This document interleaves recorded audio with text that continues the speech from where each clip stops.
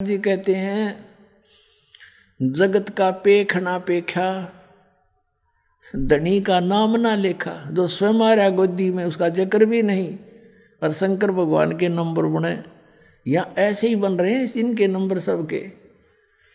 जैसे ये दास श्री कृष्ण जी, विष्णु जी, शंकर भगवान, हनुमान जी और श्याम जी, इन सब के पुजारी थे। जैसे बच्चे ने तो शिक्षा में पास हो जाए वो बहुत बड़ी उपलब्धि मानी जाती है, तो वो पास हो जाते, शुक्र मना करते अपने भगवानों का। फिर रोजगार प्राप्त हुआ, सर्विस लगी, शुक्र मनाया अपने भगवानों का।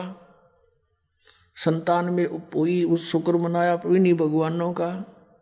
अब पता चला कि ये तो कुछ दे ही नहीं सकते, ये तो पिछले संस्कार फलें थे, एज इट इज था, नो का नो पूर्व निर्धारित जो लिखा हुआ प्रारब्ध था वही मिल रहा था। और उस पूर्ण परमात्मा कबीर जी हमारे संस्कार भी चेंज कर देते हैं, हमारे पाप का नाश करके हमें सुखी कर सकते हैं, दुख का निवारण कर सकते हैं। ये था वो धनी। कहते जगत का पेख ना पेखा, धनी का नाम ना लेखा। जो सब कुछ करता उसका जिक्र भी नहीं था। अब क्या होता है, अब गरीबदास साहिब जी ने परमात्मा के बारे में कैसा चित्रण किया है अपनी अमृतवाणी में, थोड़ा सा ये वर्णन करते हैं। परमात्मा की ये अमर वाणी है पुण्यात्माओं। जैसे यहाँ आए हुए बच्चे जो सो भी गए, छोटे छोटे बेटा बेटियां, उनके ऊपर भी ये वाणी असर कर रही है। उनके अंदर बहुत कुछ प्रक्रिया कर रही है। जैसे एक सर्प डसा हुआ व्यक्ति मूर्छित हो जाता है और गार्डू एक मंत्र, एक सेंटेंस सा अपना सिद्ध कर देता है, उस मंत्र को बार बार बोलता रहता है उस शरीर के ऊपर। उसको ना वो तो अचेत पड़ा है, और उसके बोलने से, उस वाणी के मंत्र के प्रभाव से वो विष रहित होकर के सचेत हो जाता है। और ये वाणी तो सब सिद्ध है परमात्मा सतपुरुष की। और हमारी आत्मा असंख्य जन्मों से सनी पड़ी है इन पापों से।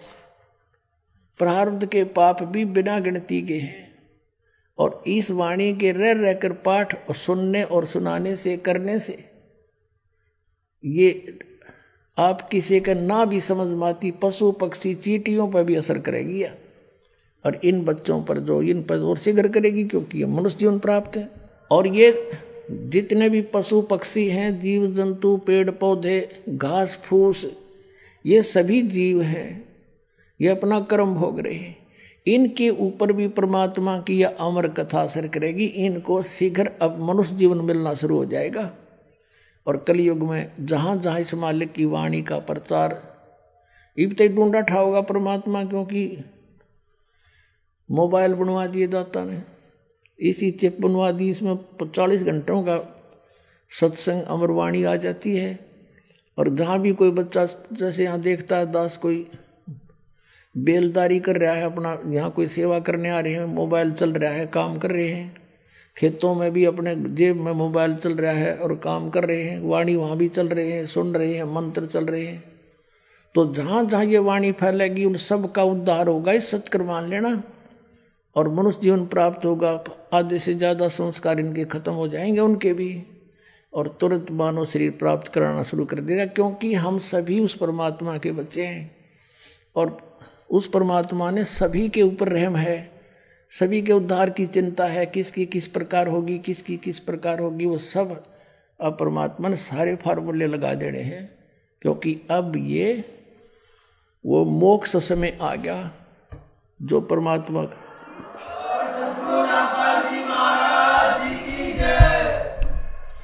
तो कहने का भाव दास का ये है कि इस अमर वाणी ने जितनी बार सुना उतना ही थोड़ा। और परमात्मा की कथा को सुनने में आपकी इतनी रुचि रहनी चाहिए, जैसे आप सुबह आहार करते हो और शाम को फिर उसी भूख लगती है, तो आप स्वस्थ हैं। और यदि आपको कुछ अरुचि बनती है भोजन में, तो समझो आपका कोई ना कोई शरीर में रोग स्टार्ट हो गया है। अब उसका इलाज क्या है, उपचार क्या है? भूख ना लगे तो कोई टेबलेट लेनी पड़ेगी, कोई रोग है तो कड़वी औषधि खानी पड़ेगी, तब भूख लगेगी। तो अब ये परमात्मा की कथा वाणी ये दोनों काम करेगी, आत्मा की खुराक भी है और ये रोग नाशक भी है।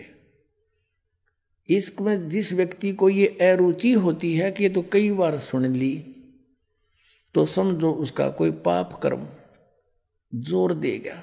अब कोई करड़ा पाप आ लिया, तुलसी पिछले पाप तय हरि चर्चा ना भावे, और जैसे जबर के वेग तय भूख बेदा हो जावे।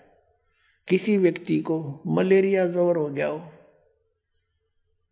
और उसको भूख नहीं लगती, काजू किस्मत सेब संतरे रोटी प्रतिदिन जो आहार करते हैं वो भी कड़वी लगती है। रोटी कड़वी नहीं, मनुखा दाख कड़वी नहीं, उस जवर ने उसके शरीर की व्यवस्था इतनी बिगाड़ दी कि स्वादिष्ट वस्तु भी उसको कड़वी लग रही है। उसका ट्रीटमेंट क्या है? कुनीन खानी पड़ेगी, कड़वी जीभ पर बिना रखी जाए इसी कड़वी, और फांकी मारनी पड़ेगी, तब वो जबर उतरेगा।